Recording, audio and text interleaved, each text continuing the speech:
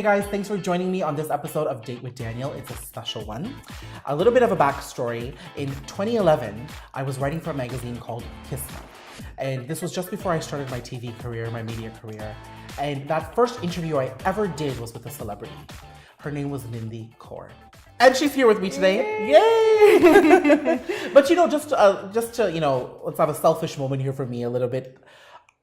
It was such a positive experience speaking to you. I was so nervous, because I knew the career that you had. I knew the songs that you had sung. We were just high off the IFA Awards in Toronto. Mm-hmm. I was so nervous. I was like, oh my God, it's my first celebrity. But you were so chill. I'm actually more than chill. I think I'm crazy. But all these years later, you're still the same person. And I mean, we've become friends now. Yes, we have. And you're still the same person, and that fascinates me because I have seen the trajectory go completely opposite, where it's been an unpleasant experience. So what keeps you so grounded and humble? I think it's just first of all, we all are normal people. Yeah. And I think that is the first thing I keep in my mind. It doesn't matter what job you do, how successful you become, you are who you are, and you've always been that person. So for me to even think about changing or, letting it get to my head, it doesn't even cross my mind. Mm-hmm. So, that's probably one of the biggest reasons I like to stay grounded. I actually tell my son every day, because my son doesn't know anything else apart from this business. He was born into this business. Yeah. He's seen mummy and daddy singing on stage. Yeah. And sometimes, I'm not going to lie, he'll be like, when I go to school, all my friends say, you must feel really great and special because your mum and dad are singers, the celebrities. But I always tell him the same thing, that Anoop, yes, we're celebrities today. There's a lifespan for celebrities. Mm-hmm. You need to stay grounded and humble and never forget the people who were there in your life before you was a celebrity. Yeah. Always treat people normally the way you would all throughout your life. Yeah. So I think it's just a big thing for me that humbleness is the number one key. Yeah. I mean, this just reminds me how much I love you, just hearing you say this. But even then, when I spoke to you, mm-hmm. and it wasn't such a long time ago, but still, 2011, 2017, it's a huge time span. Your priorities was always set. It was your family, For sure. Even though you were such a big star, the biggest chart-topping Bollywood singles, even despite all of that hoopla, your family was always your priority. And when you spoke about your family first. Is that... Having your priorities set, I'm assuming, has helped you stay this way. 100%. Yeah. Have I'm sure there's been moments where it's become challenging. Oh, for sure. When Anoop was a lot younger, it was a lot more challenging then. I think actually from the age of when he was born, as soon as he turned 3 months, I was back on shows again. So he was a 3-month-old baby, and I remember I had to fly to India with him. And Manj was already out in India because there were shows going on. One of us had to work, I had the baby. So Manj said, okay, do you feel up to coming back onto shows? And, everybody really wants you here in India. They want you back on the shows. So I thought, I'm going to take this risk. And I took Anoop all the way from Toronto to India. And you know what? I was just really, really lucky. The flight attendants praised, you've got a great baby there, because they always hear screaming babies and stuff like that.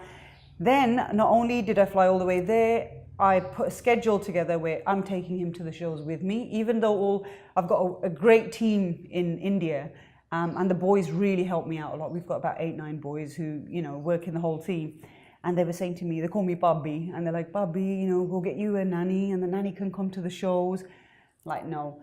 So what I used to do is I used to have Anoop backstage. I'd be either waiting in the car or we'd have a green room, and I'd know I'm going to go on stage, and I'm going to be on stage for the next hour to 90 minutes, and there's going to be things happening in Noopy's diaper, so let me just quickly change his diaper, get him all ready. Then I hold him right backstage, and then only hand him over to one of the boys for the minute I was going to get on stage. Wow. So it was always, family was priority from the get-go. Where I found it really difficult was when Anoop had to start school. That's when it was like, oh my God, what am I going to do now? Mm-hmm. So obviously, we had the help of both grandparents, his dada dadi and his nana nani. They said to me, don't worry, and gave me the support.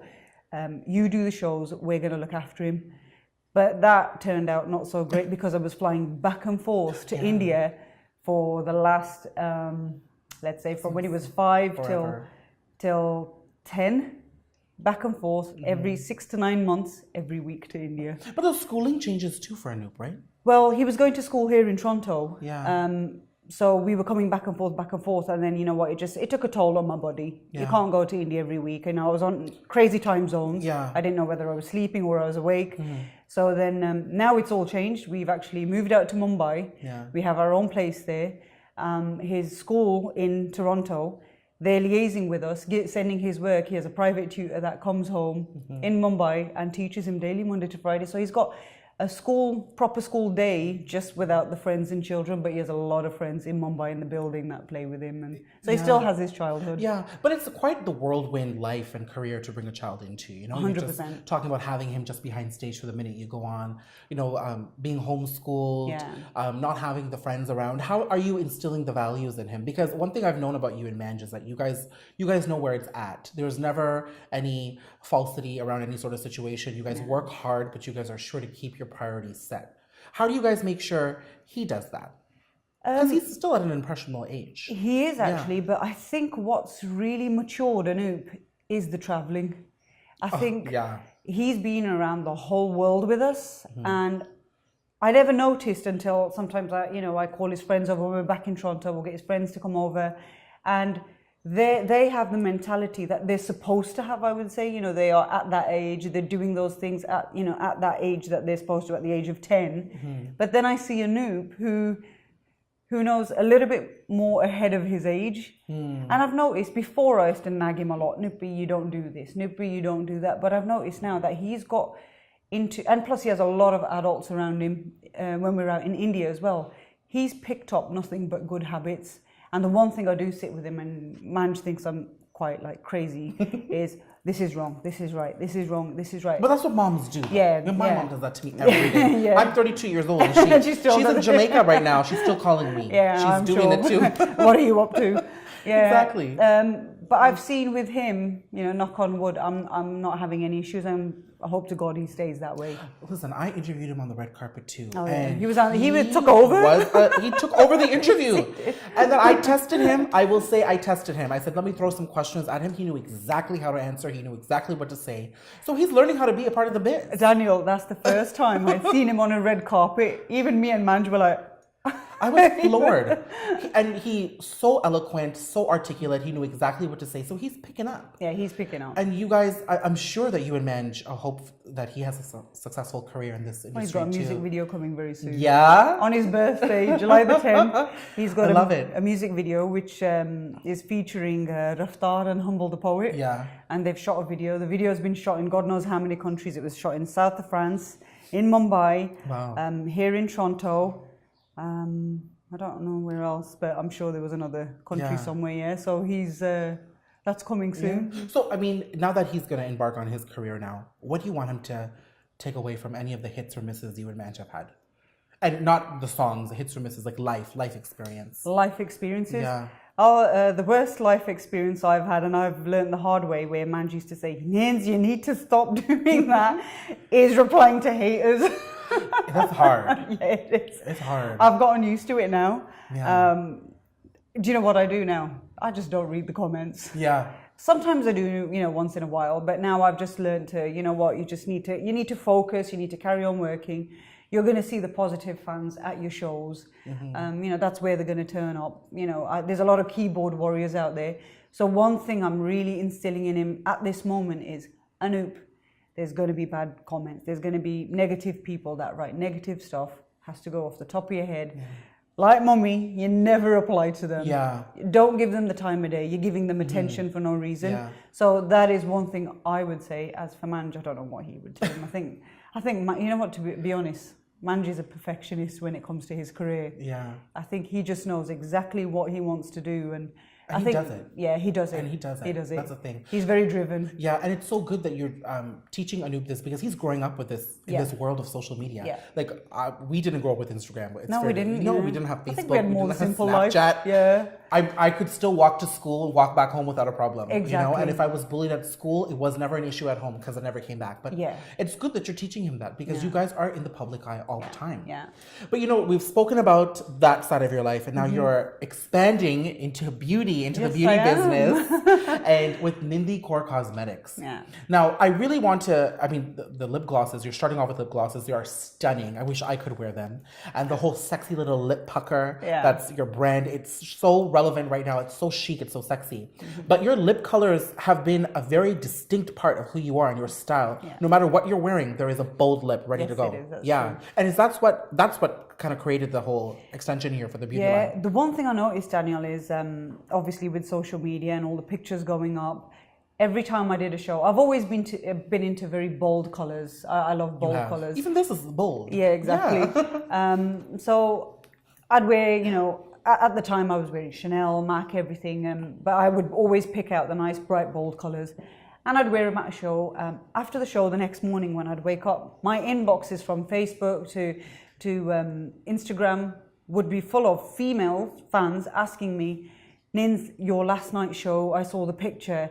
What's your lip color? Yeah. And these direct messages, private messages just started pouring in. And to be honest, I used to respond to them. I'm not that type of person who'd say, well, I don't want them to know what I'm wearing. And I would tell them the exact color. And then one day I was just randomly sitting there and I thought to myself, the amount of direct messages I get, these girls are getting in contact with me about lip color. I really want to release my own lip color. It's so smart. Why not? Yeah. Because that's the biggest question I'm getting here, more than my songs. Yeah. So I thought, okay, I'm gonna research, and I ain't gonna lie, it took me a good year to find a product that I was happy with. Yeah. Because one thing with me is as well, when I'm performing, that mic's there, we're sweating, there's lights and everything. I needed something on my lips that was going to stay put, not coming off and I'm looking completely weird when I come off stage or by the end of the show. So I did a ton of research. I think I went over like 100 lipsticks. In the end, I just found the perfect one, and I thought, you know what, this is the one I'm going to use. Yeah. And above all, it's made in Canada. Yeah. Yeah. So that was another big thing for me. Yeah.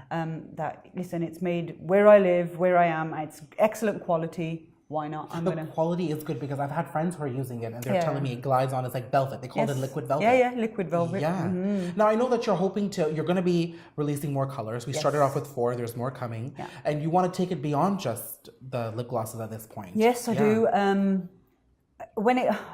Like for myself, when I do my makeup myself all the time. Actually, when I've done like shoots and stuff, I've always used Beauty Concept, Shirley Wu, and them. They're great. Yeah. But when I'm on stage, I did at first, when I first was out in India, I was using different makeup artists. Now Shirley and Maggie and them, they know exactly what I want and what I like. And so in India, it was kind of hard to always tell a different makeup artist, well, no, I don't want it this way, or I don't want the bride look or stuff. So then, you know what, Manj just said to me one day, why don't you just practice on yourself and see? I'm no professional makeup artist or anything. It's like, why don't you just try and, do your own makeup and see how it works out? So I did it once, did it twice. Obviously, you get familiar with it and you're more confident in doing your own makeup. Did you do your own makeup today? Yes, I It did. looks so good though. Thank you. So I just started doing my own makeup. Yeah. The other thing is, unless it's a shoot or something, I do not wear eyeshadow. I've got makeup on today, but I've just got a base of foundation. I'll put my blush on, a little bit of contouring. My main thing for me has always been my lips. Yeah. So, I want girls out there to know that you don't have to be a professional and you don't have to put lots of stuff on in order for you to look pretty. Yeah. You can keep it quite simple as well. Yeah. So lipsticks would be the main focus. But I'm also now looking into, and I know I'm going to go into this, is a skincare line as well. Yeah, because your skin is good too. Thank you. I mean, the lips pop because the skin's big. Yeah. The skin is big. I have noticed I've been using different, again, I've been doing a lot of research, and I've found ultimate products that I can't wait when they release. Oh, I trust because the quality of the lip glosses is very good. I mean, I won't lie, I did try it on myself because I'm a skincare and beauty junkie, so I know exactly. these things. Yeah. But you're talking about sending a message to the girls. Yeah. Clearly, you have influence, over the women of all different ages, sizes, races, everywhere. Aside from adopting a simplicity, a simple look on who they are, what do you want them to take away from this interview, the things you've talked about, the different phases of your career? I know it's a lot to ask because I find that celebrities aren't always aware of how they're affecting people. But with the amount of DMs that are coming to you, the questions, they're communicating with you. You know what, to be honest, that's a really interesting question. And in my life, the person, just like you've just pointed that question out to me, is usually Manj. I really don't realize, Daniel, how much impact I'm having. I've never sat down and thought about, oh, well, I'm going to impact him in this way, or I'm going to impact him in this way. I've actually been like, oh, I do this. I'm really comfortable with this, and I like this. And sometimes I kind of like watch all these YouTube videos, and, you know, they're all sped up and they're doing the eyes and this. And, and I do sit there thinking, wow, that's a lot of work. For instance, this morning, I think I did my makeup in about 15 minutes. 10 to 15 minutes. That's so important, I think, for people to know. And I know there's a lot of girls out there who watch these YouTube videos and spend hours trying to copy or, you know, trying to make that same look. So in this case, it's just, all I've thought is, listen, you don't have to do all that to make yourself so beautiful or to get that look that you really want.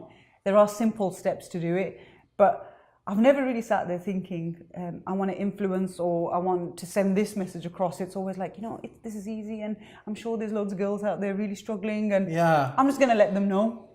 So, but you see, this is why you're my homegirl. Thank you so much. This is why everyone's a homegirl. Oh, thank you. Thank you.